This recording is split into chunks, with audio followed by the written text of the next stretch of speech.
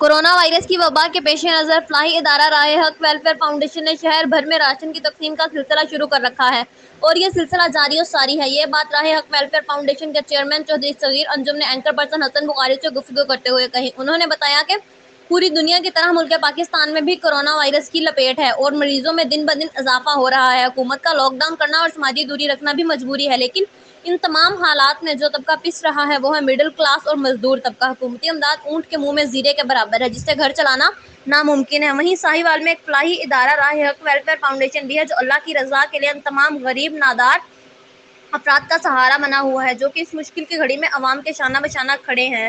راہ حق welfare foundation مزدور طبقے کو لاک ڈاؤن سے لے کر اب تک مسلسل راشن کی تقسیم جاری رکھے ہوئے ہے۔ ہمارا ادارہ مکمل تحقیق کے بعد ان مستحقین کو راشن فراہمی جاری رکھے ہوئے ہے۔ اس کے علاوہ ہمارا ادارہ 1000 خاندانوں کو ماہانہ راشن بھی مہیا کر رہا ہے اور غریب بچیوں کے لیے جہیز فنڈز بھی مہیا کر رہا ہے، جو ہم اپنی مدد آپ کے تحت کر رہے ہیں اور صرف اللہ کی رضا کی خاطر یہ کام جاری رکھے ہیں۔